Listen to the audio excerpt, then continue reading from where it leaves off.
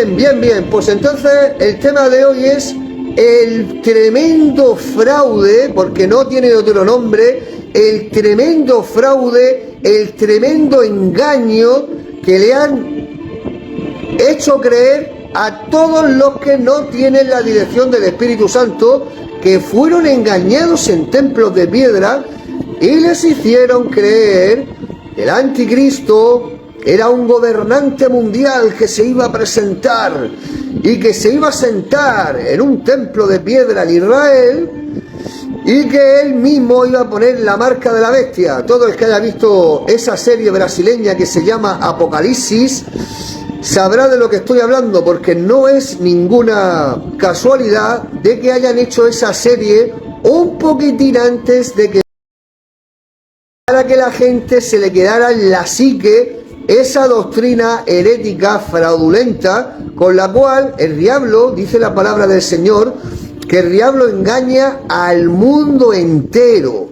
Así que todas las personas que no se han ocupado con su salvación, todos los que no han estado revolcándose en el mundo, etcétera, etcétera, que han estado encerrados en una falsa religiosidad, en el mejor de los casos, pues han sido engañados con esa doctrina, la cual no está en la Biblia, por cierto, haciéndoles creer que el anticristo iba a ser un gobernante mundial que se iba a sentar en un templo de piedra en Israel. Incluso nosotros mismos hemos llegado a pensar, era la mentira tan grande, por eso dice el Señor que el engaño es tan grande que incluso engañaría a los escogidos si le fuera posible, que nadie se asuste. Si le fuera posible, iba a engañar hasta a los escogidos. ¿Qué significa eso? Que el engaño es tremendo. Incluso nosotros en un momento dado hemos creído también, habíamos creído en el pasado en esa doctrina. Pero luego el Espíritu Santo nos ha ido revelando y haciendo comprender todas las cosas, porque el que tiene verdaderamente el Espíritu Santo, el Señor lo guía siempre a la verdad. El Espíritu Santo, dice la palabra del Señor, que siempre te guía a la verdad. Así que los que entendemos la profundidad espiritual del nuevo pacto, comprendemos a qué se refiere el Señor Jesús cuando dice lugar santo, que habló el profeta Daniel para el tiempo del fin. Entonces vemos que en Mateo 24, versículo 15 dice: por tanto, cuando veáis en el lugar santo la abominación desoladora de que habló el profeta Daniel, el que lee entienda. ¿Por qué? ¿Por qué está escrito eso de ahí tan misterioso, verdad? Dice, por tanto, cuando veáis en el lugar santo la abominación desoladora que habló el profeta Daniel, y luego pone entre paréntesis, el que lea entienda. Porque en el libro de Daniel se habla sobre la abominación desoladora que se iba a producir en el templo. ¿Por qué? ¿Por qué el Señor permitió que el templo fuera profanado? Porque los sacerdotes judíos, el sumo sacerdote, hubo un tiempo en Israel en el cual se empezaron a traspasar el papel, el puesto de sumo sacerdote, se lo empezaban a cambiar por medio de riqueza. ¿Qué quiere decir esto? Que el que era sumo sacerdote, cuando ya se cansaba de ser sumo sacerdote, cogía y él cambiaba su puesto al que le diera cosas materiales. Porque claro, ser sumo sacerdote es un gran honor, porque siendo el sumo sacerdote tienes el primer puesto en las fiestas, tienes el mejor asiento, te tratan como si fuera el príncipe del pueblo, porque así es como se trataba al sumo sacerdote, como si fuera un príncipe de su pueblo. Es decir, que tenía muchas ventajas ser el sumo sacerdote. Así que la gente empezó a pasar, los sacerdotes empezaron a hacer esa terrible transgresión, y entonces cambiaban el puesto de sumo sacerdote, se lo cambiaban por riquezas materiales. Entonces el Señor los entregó les quitó la protección. Si uno se lee el Antiguo Testamento, verá que el Señor está continuamente quitándole su protección a la nación terrenal de Israel, porque la nación terrenal de Israel se dedicaban en la mayor parte de su tiempo a desobedecer la palabra del Señor, a irse en pos de otros dioses, incluso a sacrificar a sus hijos. Hubieron reyes en Israel. Si uno se lee el libro de Reyes del Antiguo Testamento, verá que hasta habían reyes en Israel que sacrificaban a sus hijos a los demonios. Entonces el Señor le quitaba la protección y los entregaba a sus enemigos. Entonces, esta primera abominación desoladora, el Señor permitió que un ejército profanara el templo, porque le quitó la protección a la nación de Israel, porque siempre estaban haciendo lo malo ante los ojos del Señor, y ya con esta blasfemia, ¿no?, de entregar el puesto de sumo sacerdote a cambio de dinero, a cambio de bienes materiales, pues entonces el Señor los entregó a una persona que se llama Antíoco Epífanes. Y ese es la abominación desoladora que hay en el libro de Daniel. Pero el Señor Jesús dice: cuando veáis en el lugar santo la abominación desoladora de que habló el profeta Daniel, dice, el que lea entienda. ¿Por qué? Porque se aproximaba otra abominación desoladora, es decir, otro ejército que iba a profanar el templo, que ya sabemos que eso se cumplió en el año 70. En el año 70 el Señor le quitó completamente su protección a los judíos. Ya se lo había quitado en parte ya, porque el Malaquías los maldijo porque robaban el diezmo, los alimentos del huérfano, la viuda del extranjero, y ya estaban ya subyugados por los romanos. Pero ya en el año 70 los entregó a los romanos porque no quisieron aceptar al Mesías, mataron a muchos apóstoles, y entonces lo que hizo el Señor es permitir que los romanos, por medio del emperador Tito, destruyera el templo, lo profanara. No solamente que lo profanara, sino que iba a ser profanado, iba a ser destruido. Y el Señor también, a los que tenemos el Espíritu Santo, nos hace entender de que luego en el fin, porque la primera abominación desoladora, que es la que habla el libro de Daniel, sobre todo en el capítulo 11, pero hay otros capítulos de Daniel que también está hablando de la misma abominación desoladora, pero hoy nos vamos a centrar solamente en Daniel 11. Entonces vemos cómo, por causa de la desobediencia y por causa del pecado tan grande, el Señor los entregó a los paganos y permitió que el lugar santo, que en ese lugar era, en aquel tiempo era el templo, fuera profanado, y que hubiera un terrible castigo para los judíos. Después el Señor permitió, por medio de los macabeos, que el templo se recuperara y que fuera purificado, como también está profetizado en el libro de Daniel. Entonces el Señor luego, después de permitir el castigo, a los macabeos les otorgó que pudieran recuperar el templo otra vez, para que fuera purificado, como está profetizado también en el libro de Daniel.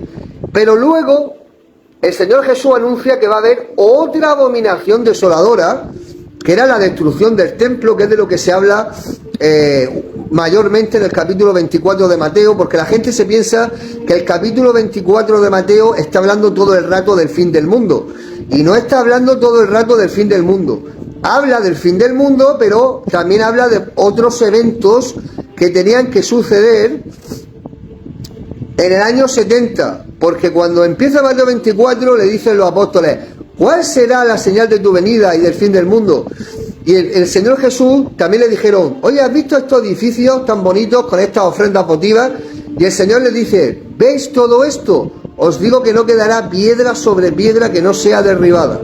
Así que el Señor estaba hablando de la abominación desoladora que iba a haber en el año 70 por medio del emperador Tito, y nosotros sabemos que ya como el templo fue destruido el templo de piedra, el templo judío, fue destruido, pues entonces ya los templos de piedra no valen absolutamente para nada, porque ya el templo pasa a ser nuestro cuerpo. Nuestro cuerpo, como dice la palabra del Señor, que nuestro cuerpo es templo del Espíritu Santo. O sea que los templos de piedra desde el año 70, ya antes del año 70, no valían para nada. Porque el Señor Jesús, antes de que el Señor Jesús viniera, el templo de piedra ya no valía para nada. Y si no, que se lo digan a Ezequiel en el capítulo 8, que el Señor le enseñó las cosas que se hacían dentro del templo.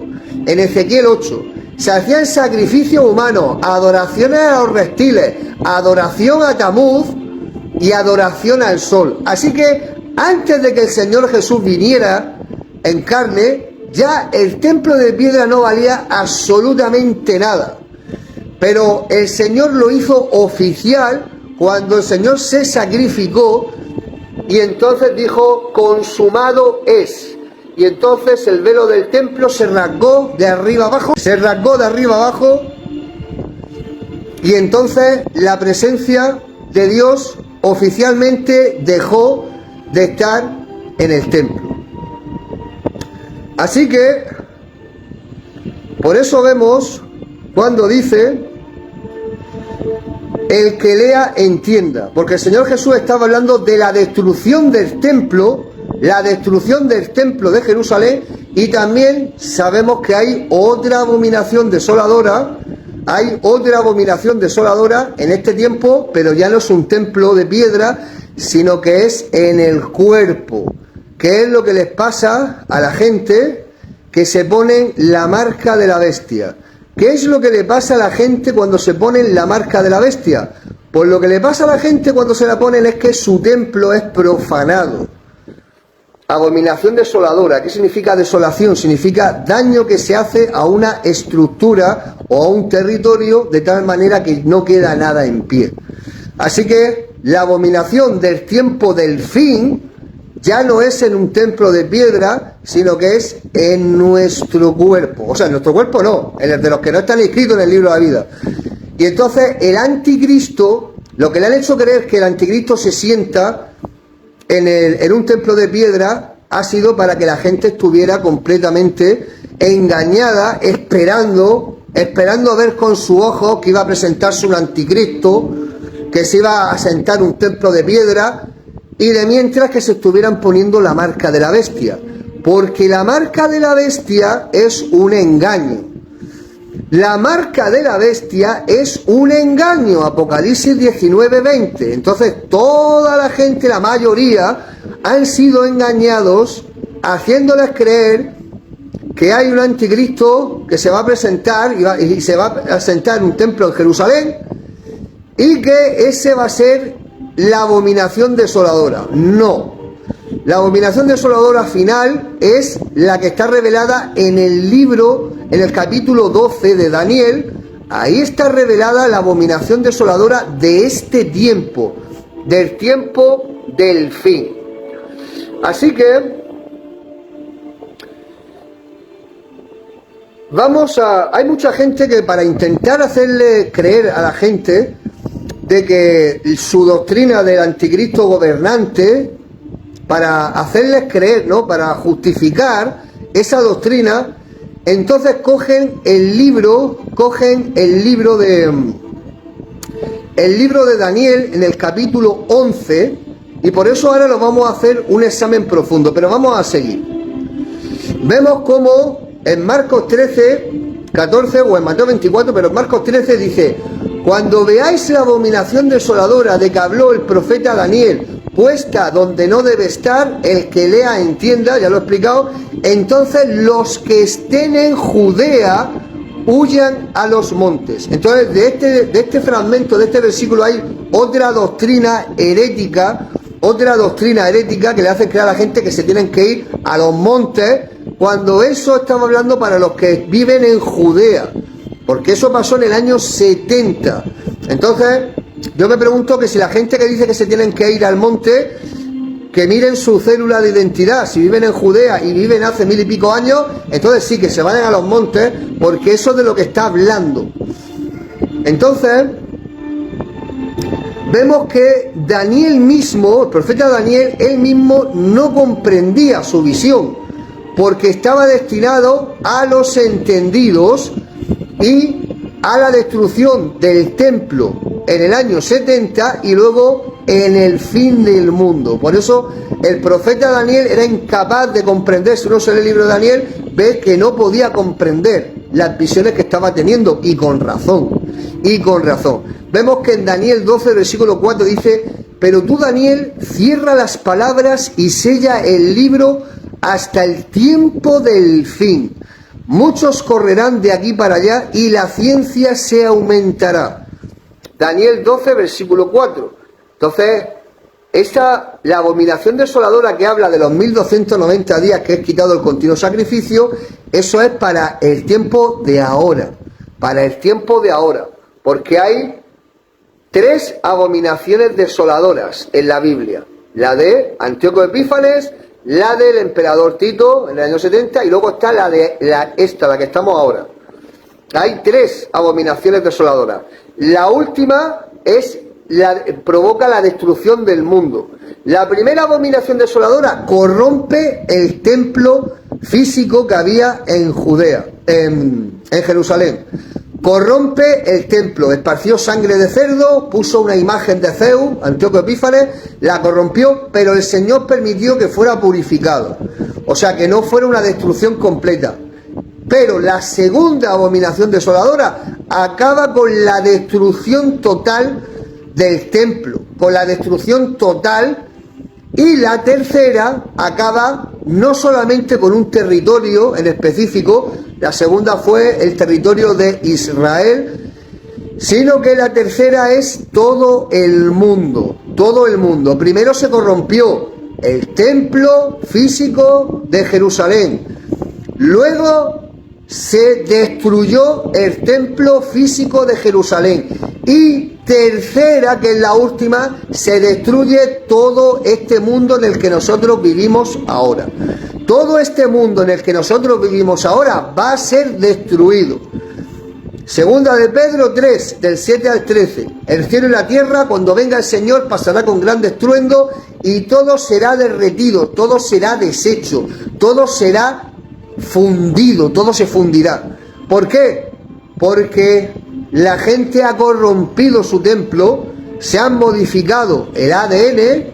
Así que vemos cómo en Daniel 12 dice, a partir del versículo 8 dice: y yo oí, mas no entendí, y dije: Señor mío, ¿cuál será el fin de estas cosas? Él respondió: anda, Daniel, pues estas palabras están selladas, están cerradas y selladas hasta el tiempo del fin. Muchos serán. ¿Qué significa que están selladas, cerradas y selladas hasta el tiempo del fin? ¿Qué significa ese capítulo 12? Significa que hasta el fin nadie iba a poder comprender nada de lo que realmente está hablando el capítulo 12 de Daniel. Todo ha estado cerrado, todo ha estado sellado, nadie sabía descifrar. Por eso el sistema religioso y los que se hacen llamar teólogos, etcétera, etcétera, han fracasado por completo intentando explicar el capítulo 12 de Daniel, y se han inventado doctrinas heréticas, como por ejemplo que tenía que venir un anticristo en forma de gobernante mundial, y etcétera, etcétera. Todo ha estado sellado hasta el tiempo del fin. El Señor nos ha dado la capacidad a sus escogidos de poder descifrar, de poder comprender realmente cuál es la abominación desoladora de nuestro tiempo, que es efectivamente el tiempo del fin. Así que luego dice, muchos serán limpios, se está refiriendo a este tiempo, muchos serán limpios y emblanquecidos y purificados. Los impíos procederán impíamente, y ninguno de los impíos entenderá. pero los entendidos comprenderán. Así que aquí se nos revela de que los impíos, los que están en pecado, amén, Benicán, los que están en pecados, no pueden comprender absolutamente nada. Y no es que lo digamos nosotros, es que lo dice la palabra del Señor. Entonces, si una persona está en pecado, no puede comprender absolutamente nada. Y va a creer, pues lo que le digan, que se va a ir volando ante la tribulación, que el anticristo tiene que venir a poner la marca a él mismo, y todas esas doctrinas heréticas con las cuales el diablo ha engañado terriblemente, pues, a millones y millones de personas. Y luego dice, y desde el tiempo que se ha quitado el continuo sacrificio hasta la abominación desoladora, habrá 1290 días. Bienaventurado el que espere y llegue a 1335 días. Y tú irás hasta el fin y reposarás y te levantarás para recibir tu heredad, tu recompensa al fin de los días. Recompensa de profeta. Así que vemos como la abominación desoladora, no vamos a entrar mucho en eso porque si no se nos va el tiempo. Ya sabemos que la abominación desoladora que está hablando aquí se quitó el continuo sacrificio en el año 2017 por medio del proyecto Awake del CER, que creó un portal dimensional, y eso, ahí fue quitado el continuo sacrificio. El Señor le soltó la correa al diablo para que empezara a engañar a las naciones, para que se cumpliera lo que está escrito en Apocalipsis 20, para que engañara a todos los que no están inscritos en el libro de la vida, todos los pecadores, todos los impíos que no pueden comprender nada, para que se pusieran la marca de la bestia, porque viene el fin. Bueno,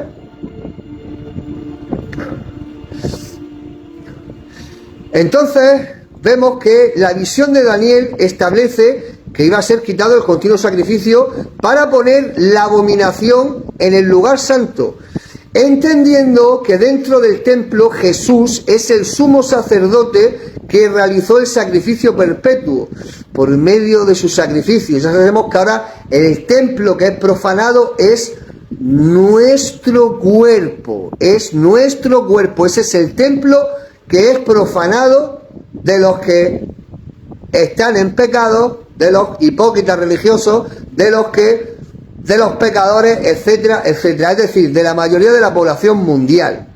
Vemos como luego dice, segunda de Tesalonicenses 2, a partir del versículo 3, dice, nadie os engañe en ninguna manera.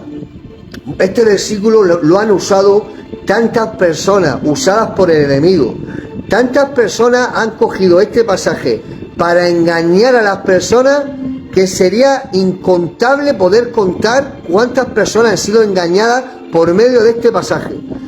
Dice, nadie os engañe en ninguna manera, porque no vendrá sin que antes venga la apostasía y se manifieste el hombre de pecado, el hijo de perdición, el cual se opone y se levanta contra todo lo que se llama Dios o es objeto de culto, tanto que se sienta en el templo de Dios como Dios, haciéndose pasar por Dios.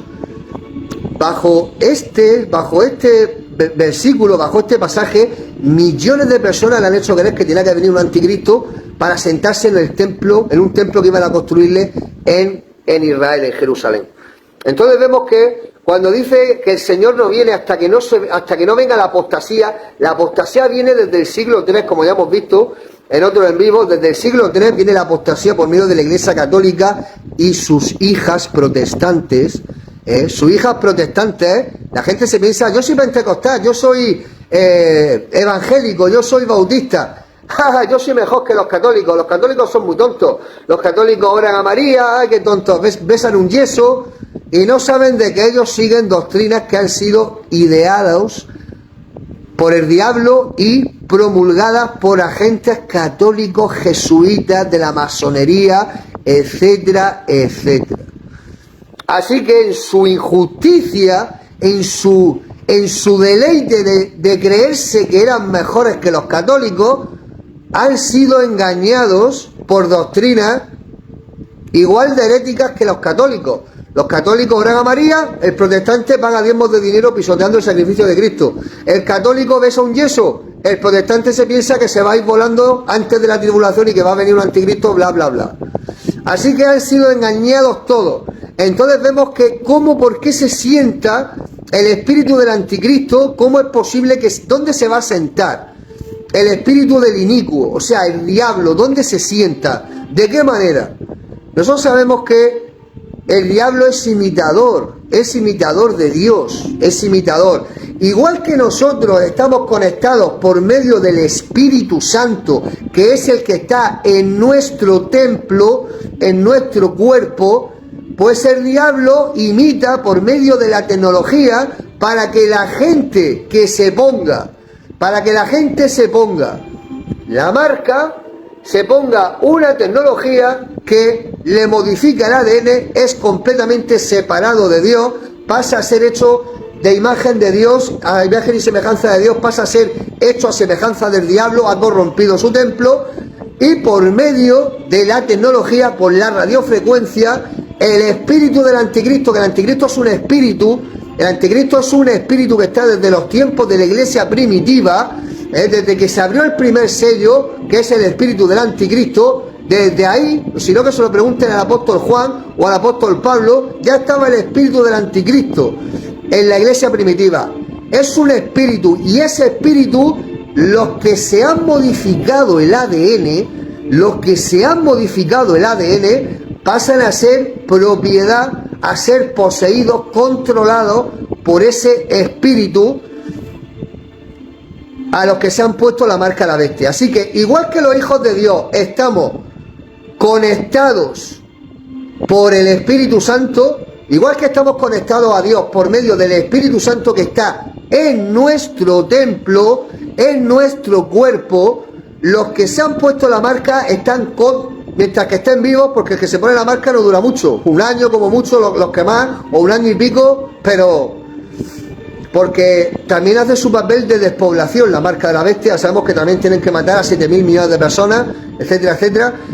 Pero los que se ponen la marca, el espíritu del anticristo se sienta en su templo, porque el templo que es profanado en el fin del mundo es nuestro cuerpo. El diablo sabe que el cuerpo es el templo de Dios y que nuestro cuerpo es el culto que tenemos que hacer a nuestro Creador.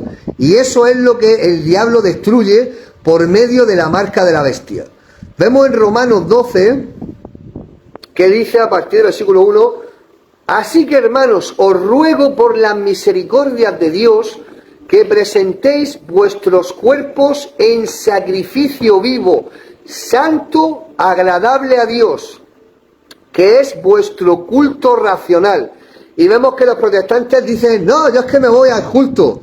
Oye, ¿a dónde vas? Yo me voy al culto, me voy al culto. ¿Te vas al culto? Pero si tú tienes que estar, si nuestro cuerpo es el culto racional que nosotros tenemos que hacer, tenemos que estar en santidad, tenemos que estar en comunión con el Señor Jesucristo, etcétera, etcétera, rechazando el mundo, fuera del pecado.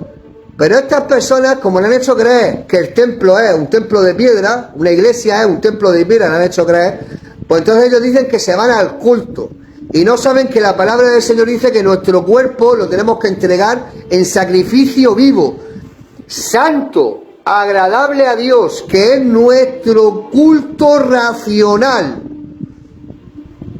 O sea, que han engañado a la gente de tal manera, la gente ha sido engañada de tal manera, y es que en vano, no lo dice en vano la Escritura, que el diablo engaña al mundo entero, menos a los escogidos, que los engañaría si le fuera posible. Si le fuera posible. Hemos estado engañados, sí, hemos estado engañados al principio, hasta que el Señor a sus escogidos nos revela la verdad. Porque si no es por intervención divina, hubiéramos sido presas del engaño del diablo. Pero por misericordia del Señor, el Señor nos revela todas las cosas. Todas las cosas nos las revela el Señor. Luego dice 1 Corintios 6, a partir del versículo 19, dice, ¿ignoráis que vuestro cuerpo es templo del Espíritu Santo, el cual está en vosotros, el cual tenéis de Dios, y que no sois vuestros, porque habéis sido comprados por precio? glorificad pues a Dios en vuestro cuerpo y en vuestro espíritu, los cuales son de Dios. Así que nuestro cuerpo es el templo del Espíritu Santo, y el espíritu del anticristo se sienta en un templo de piedra. No, no se va a sentar en ningún templo de piedra, no va a venir ningún anticristo y va a decir, y se va a sentar. Eso es mentira.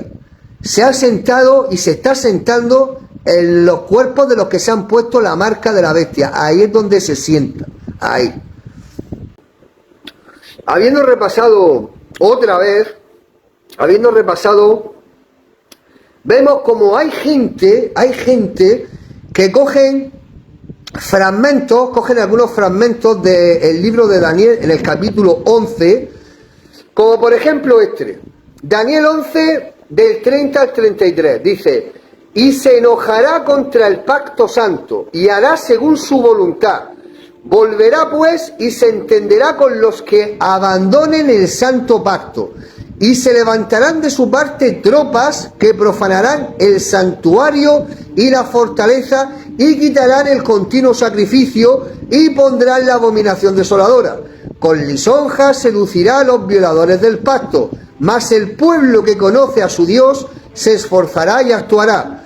Y los sabios del pueblo instruirán a muchos, y por algunos días caerán a espada y a fuego, en cautividad y despojo. Mucha gente coge fragmentos como este de Daniel 11 para fundamentar su doctrina errada, no, súper errada, de un anticristo gobernante aquí. Ahora vamos a ver, vamos a escudriñar profundamente, vamos a escudriñar el capítulo 11 de Daniel. Lo vamos a escudriñar para que la próxima vez que alguien intente haceros creer o os ponga pasajes del capítulo 11 de Daniel para fundamentar su anticristo gobernante en el tiempo del fin, estéis completamente preparados para responderle cuando se intenten infectar con ese anatema.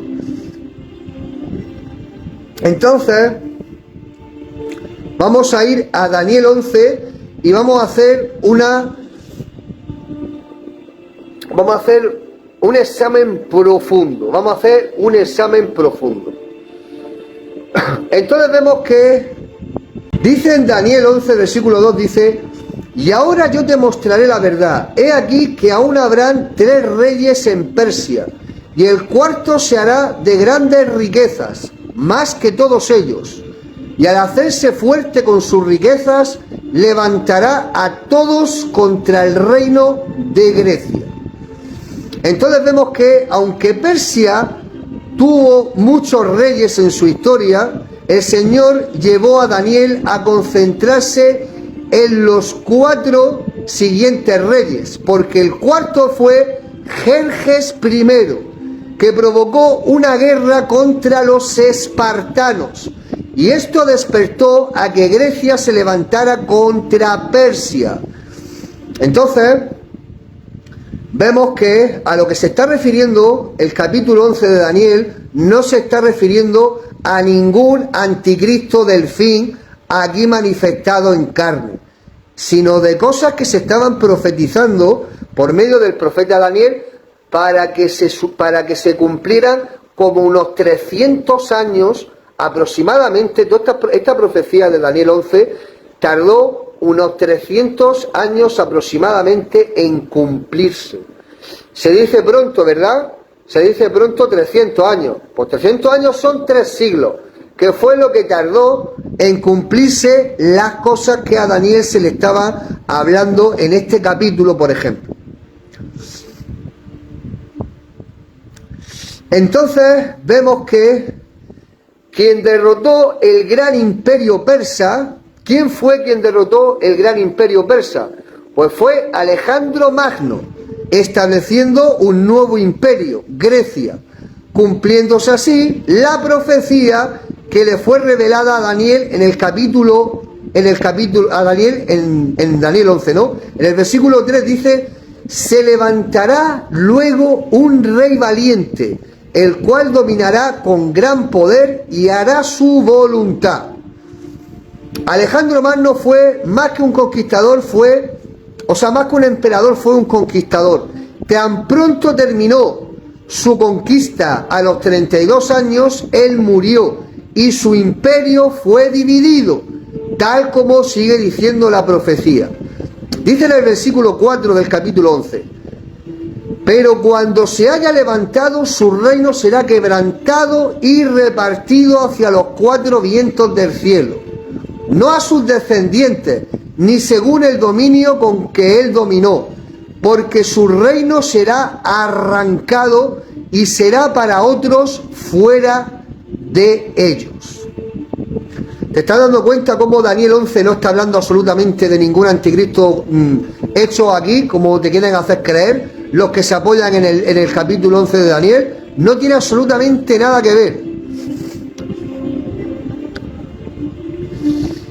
Esta revelación ya había sido revelada en la visión del carnero y el macho cabrío, que es el capítulo 8 del libro de Daniel. Entonces, como hemos visto, el imperio de Alejandro Magno fue dividido entre sus 4 generales, que era Seleuco, que pertenecía su poder a Siria e Israel, a Ptolomeo, que era Egipto, a Casandro, que era Grecia y Macedonia, y Lisímaco, que era Tracia y Asia Menor. Entonces ya sabemos que Daniel no vio el cumplimiento de esto en su vida, porque esto fue revelado como unos 300 años aproximadamente antes de que se cumpliera. Entonces el Señor le reveló a Daniel todas las cosas que iban a pasar. Entonces vemos como Daniel dispuso su corazón para entender, y el Señor le contó lo que iba a acontecer. Vemos en el capítulo 10 de Daniel que dice: desde el primer día que dispusiste tu corazón a entender y a humillarte en la presencia de tu Dios, fueron oídas tus palabras, y a causa de tus palabras yo he venido. Entonces, en el momento en que Daniel escuchó la explicación, para él era una profecía sobre eventos que iban a ocurrir en el futuro. Pero para nosotros, que estamos en el siglo XXI, todo eso fue lo que pasó en el pasado. Sin embargo, Daniel lo escribió según su mente para unos tiempos que eran postreros. Y efectivamente fueron 3 siglos, 300 años, tardó aproximadamente en cumplirse. Por eso, en Daniel 10, capítulo 14, en el versículo 14 dice: he venido para hacerte saber lo que ha de venir a tu pueblo, a la nación de Israel, a la nación terrenal de Israel, lo que ha de venir a tu pueblo en los postreros días, porque la visión es para esos días. Entonces vemos que ahora vamos a ir con el rey del sur y del norte. Luego que Daniel recibió la profecía sobre la división del imperio helénico de Grecia, la visión se concentrará en 2 reyes, ya que estos son los que van a tener relación con el pueblo judío. Y vemos que está el rey del sur. El rey del sur es el reino Ptolomeo, el egipcio. Y el segundo es el rey del norte, que es el reino Seleucida, es decir, de Siria. El rey del sur. Luego de la muerte de Alejandro Magno, el primer reino helénico que tuvo injerencia en la tierra de Israel fue el reino Ptolomeo de Egipto. Por ende, ese es el primer rey que aparece en la visión de Daniel. Daniel 11, versículo 5. Y se hará fuerte el rey del sur, mas uno de sus príncipes será más fuerte que él, y se hará poderoso, su dominio será grande. Entonces vemos que el dominio de los ptolomeos sobre Israel fue corto, ya que pronto se levantó una competencia entre ¿quién? Entre el rey del norte, que son los sirios, y el rey del sur, que era el de Egipto. Entonces vemos vemos la alianza que hay entre norte y sur. Entonces, en la visión de Daniel se revela que el rey del norte y del sur llevarán a cabo un matrimonio por conveniencia, como una alianza estratégica. Pero luego dice que esa táctica no les funcionará. Versículo 6 del capítulo 11 de Daniel. Al cabo de años harán alianza, y la hija del rey del sur vendrá al rey del norte para hacer la paz, pero ella no podrá retener la fuerza de su brazo, ni permanecerá él, ni su brazo, porque será entregada a ella y los que la habían traído, asimismo su hijo y los que estaban de parte de ella en aquel tiempo. Efectivamente, así sucedió en la historia. El rey del sur, que era Egipto, entregó a su hija, que se llamaba Berenice, como esposa al rey del norte, a Antíoco, como una alianza estratégica. El problema es que Antíoco ya estaba casado y con hijos. Después de un corto tiempo, Antíoco volvió a llamar a su mujer Laidocí, y como venganza, ella envenenó al rey y puso a su hijo Calínico en el trono de Siria. También Berenice y sus siervos fueron asesinados. La historia confirma también, un momentito, qué tremendo, cómo la gente puede coger este capítulo de Daniel 11, yo no sé cómo a la gente no se le cae la cara de vergüenza para intentar fundamentar su doctrina de lo que no pone en la Biblia. Hay por ahí uno que se llama Daniel Juaranga, que le encanta coger el libro de Daniel, y hacer un collaje de las cosas y decir que eso es lo que va a pasar ahora en este tiempo. Le encanta eso a Daniel Juaranga. Tiene ahí a varios que los tiene, pero bien engañados, haciéndoles creer que el capítulo 11 de Daniel y también otros pasajes del libro de Daniel, que son para este tiempo, cuando el único que es para este tiempo es Daniel 12. La historia también confirma la siguiente parte de la profecía. Ptolomeo Eugertés, que era hermano de Berenice, subió a Siria a vengar su muerte y sacó un gran botín en esa invasión. Vemos del versículo 7 al 9 de Daniel 11, dice: pero un renuevo de sus raíces se levantará sobre su trono y vendrá con ejército contra el rey del norte y entrará en la fortaleza y hará en ellos a su arbitrio y predominará, y aún a los dioses de ellos, sus imágenes fundidas y sus objetos preciosos de plata y de oro, llevará cautivos a Egipto, y por años se mantendrá en contra del rey del norte. Así entrará en el reino el rey del sur y volverá a su tierra. Entonces vemos que después de la venganza vino la revancha. Los hijos de Calínico se levantaron y recuperaron sus tierras.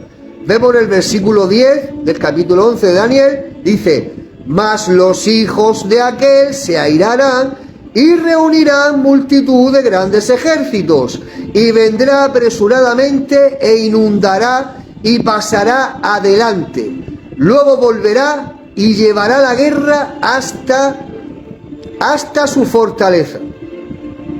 Así que vemos cómo la historia confirma lo que Daniel recibió en la profecía, que los reyes del norte y del sur tuvieron confrontaciones continuas en lucha por el dominio de la región, e Israel estaba en medio.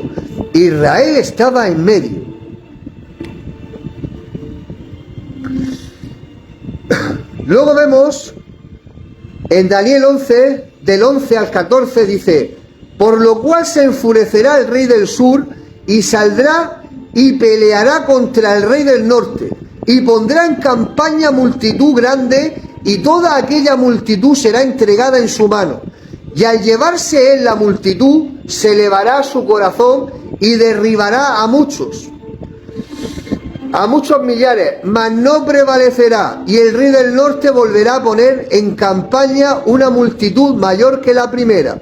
y al cabo de algunos años vendrá apresuradamente con gran ejército y con muchas riquezas.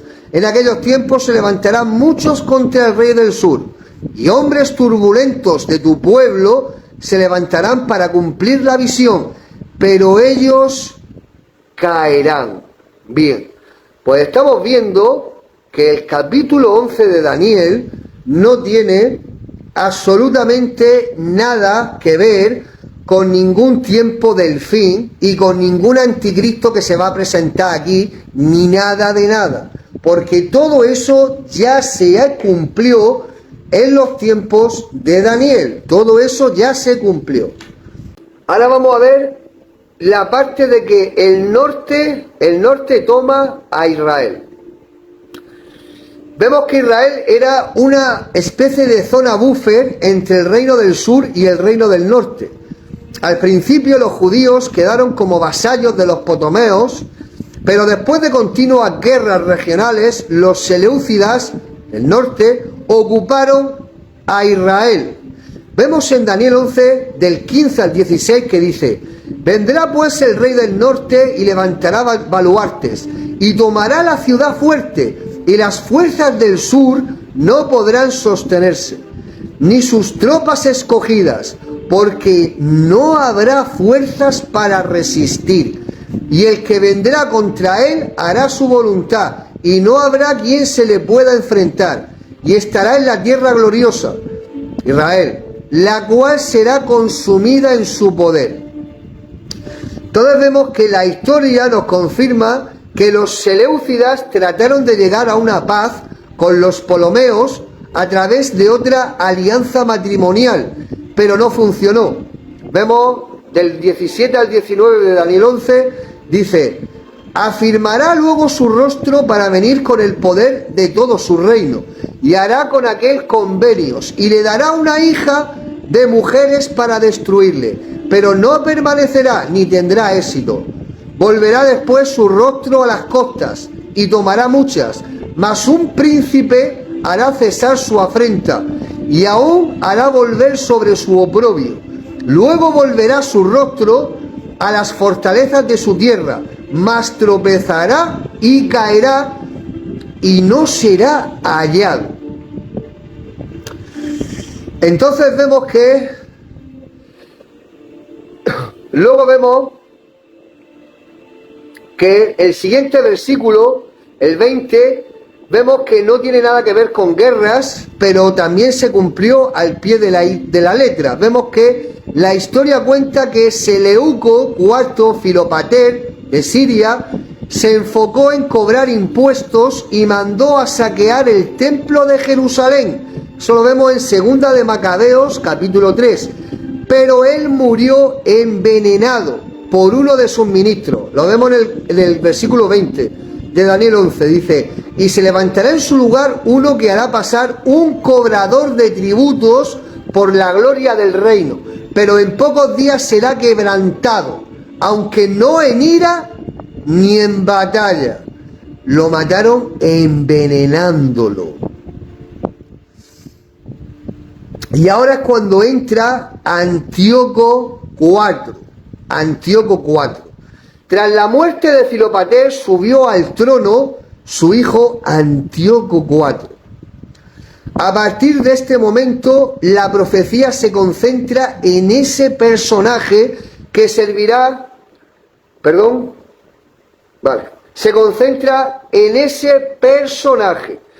La profecía comienza describiéndolo como un hombre despreciable y engañador que va a usurpar el trono. Y así sucedió en la historia. Dios le permitió que saliera vencedor, pero solo por un tiempo determinado, hasta que cumpla su propósito. ¿Cuál era su propósito?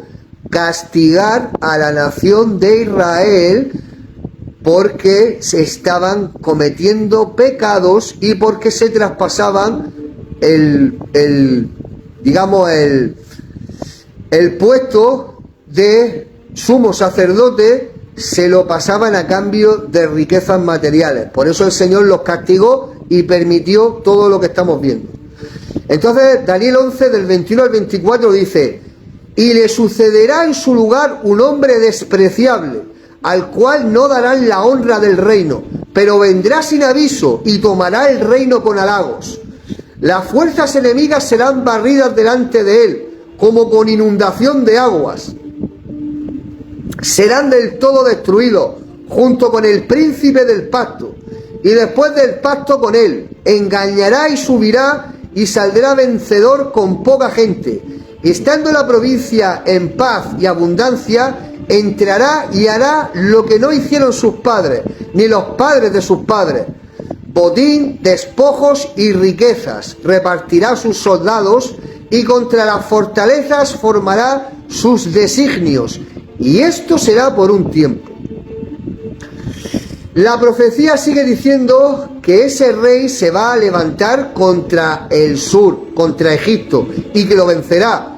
Y de nuevo la profecía se cumple en la historia, pues Antíoco conquistó todas las tierras hasta Egipto, excepto Alejandría. Daniel 11 del 25 al 28. Y despertará sus fuerzas y su ardor contra el rey del sur con gran ejército. Y el rey del sur se empeñará en la guerra con grande y muy fuerte ejército, mas no prevalecerá, porque le harán traición. Aún los que coman de sus manjares le quebrantarán, y su ejército será destruido, y caerán muchos muertos. El corazón de estos dos reyes será para hacer el mal, y en una misma mesa hablarán mentira, mas no servirá de nada, porque el plazo aún no habrá llegado. Y volverá a su tierra con gran riqueza, y su corazón será contra el pacto santo. Hará su voluntad, y volverá a su tierra. Entonces, esas palabras proféticas de Daniel se cumplieron en la historia.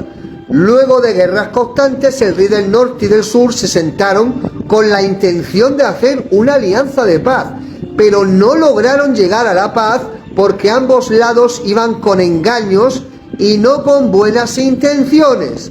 Por eso ese intento de paz falló. Ahora vamos a ver Antíoco en Israel. Luego que Antíoco venció a Egipto, la profecía dice que el rey puso su mira en la tierra de Israel. Daniel 11 del 29 al 30 dice: al tiempo señalado volverá al sur, mas no será la postrera venida como la primera, porque vendrán contra él naves de Quitim, y él se contristará y volverá y se enojará contra el pacto santo, y hará según su voluntad. Volverá pues y se entenderá con los que abandonen el santo pacto. Entonces, Quitim se refiere a Roma. Los egipcios se aliaron con los romanos y estos últimos atacaron a Antíoco, llegando en barcos a la costa del Mediterráneo. Esa fue una derrota que marcó grandemente a Antíoco.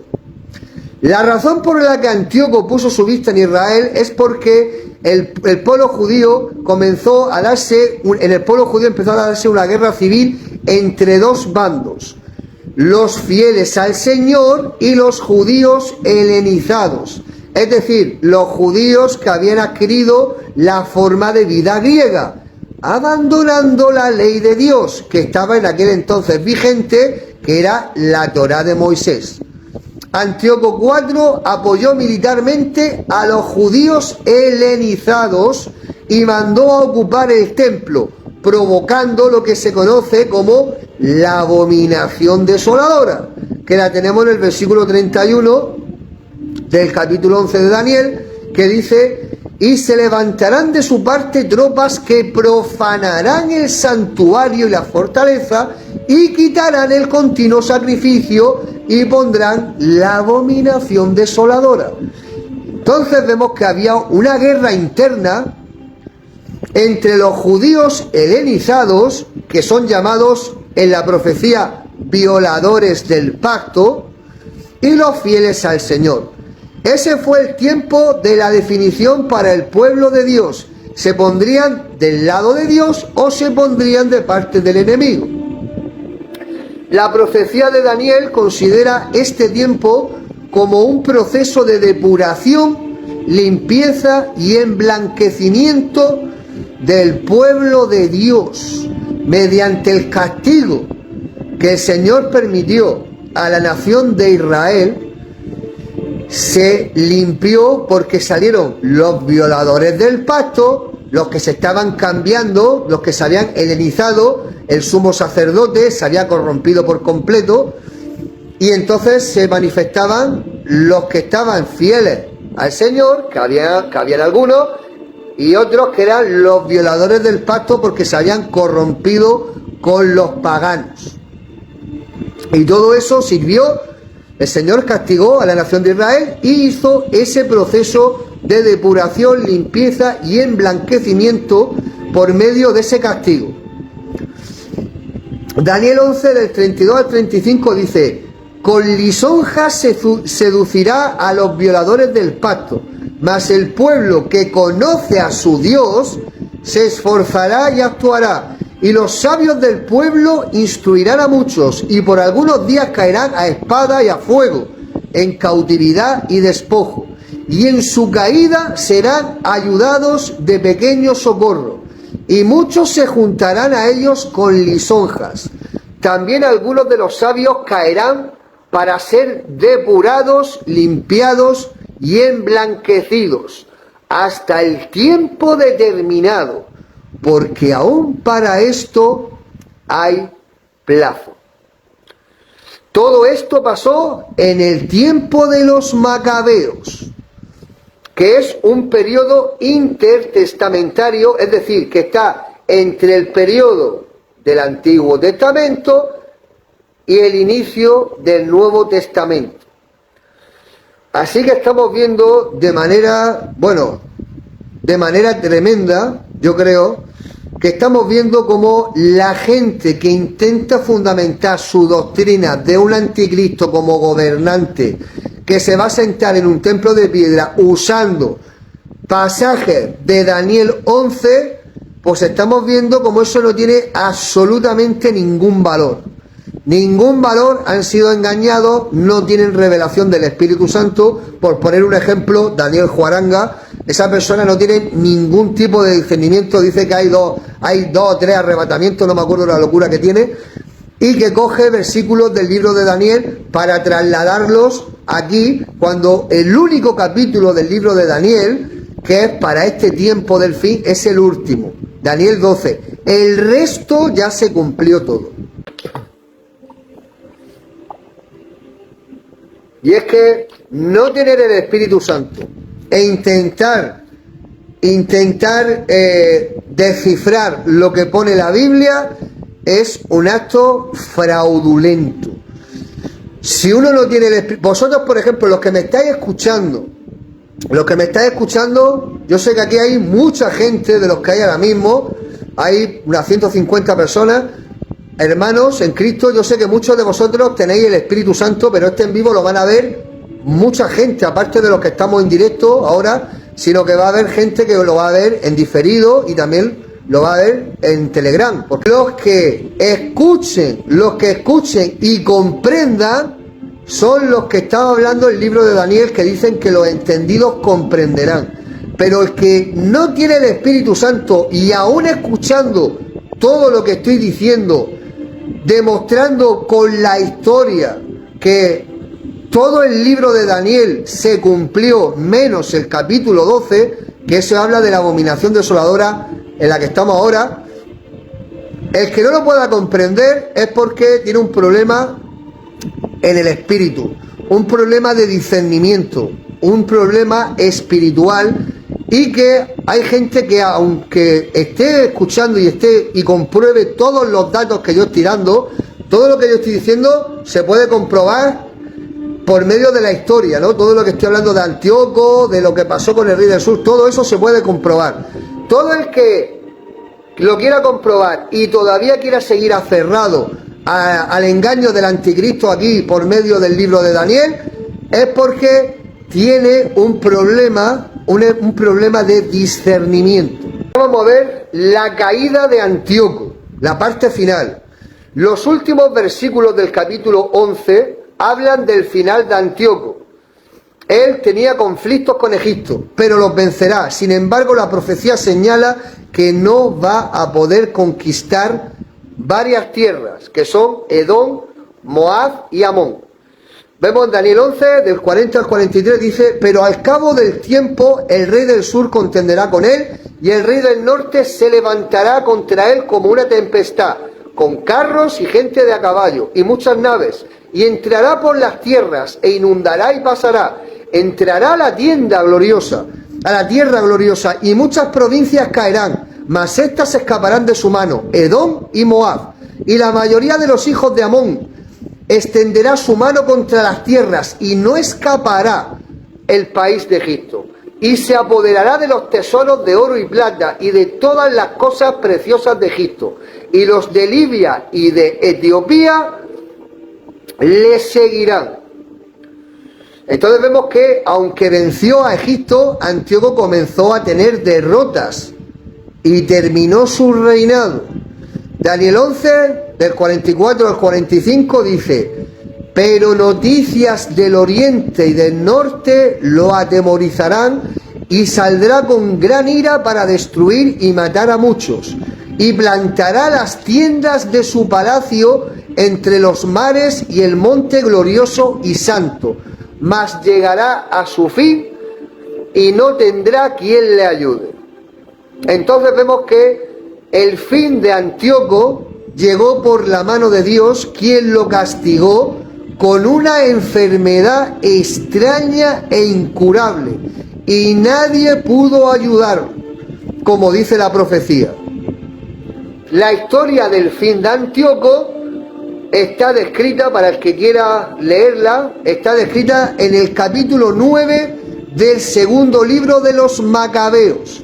Así que el que quiera ver cómo acabó Antíoco, que se cumple la profecía en la cual murió de una enfermedad, pues entonces verá cómo todo lo que se está descrito en el capítulo 11, todo lo que está escrito en el capítulo 11 del libro de Daniel, y de también otros capítulos que también habla de los reinos de Grecia, etcétera, etcétera. Todo lo que hay en el libro de Daniel se cumplió. Las 70 semanas se han cumplido, ya lo vimos, ya lo sabemos. Las 70 semanas se cumplieron con la muerte de Esteban, que fue el plazo otorgado a la nación de Israel para que se arrepintieran, para que aceptaran al Mesías, pero ya sabemos que no lo hicieron, y por eso vino la segunda abominación desoladora. Así que bueno, yo creo que ha quedado muy claro el libro de Daniel. Todo el libro de Daniel se cumplió, absolutamente todo. No hay nada del libro de Daniel que no se haya cumplido, excepto el último capítulo, el 12. Ese es para este tiempo, ese. El resto, nada. El resto ya se cumplió ya. Alejandro Magno, que era el que no hacía, el que no tenía amor a las mujeres, ese era Alejandro Magno. Hay por ahí gente que le han enseñado: no, es que va a venir el anticristo y no va a tener amor por las mujeres. Eso era Alejandro Magno. Alejandro Magno era... no le gustaban las mujeres, era... Esa parte del libro de Daniel, la gente también, hay gente que lo pone ahí, lo saca. Mira, este es el anticristo, que no va a tener amor por las mujeres. El anticristo no tiene amor ni por mujeres, ni por hombres, ni por nada, porque es el espíritu del diablo mismo. No tiene amor por nada. Pero esa parte donde dice que no tendrá amor por las mujeres, se estaba refiriendo a Alejandro Magno, que era homosexual.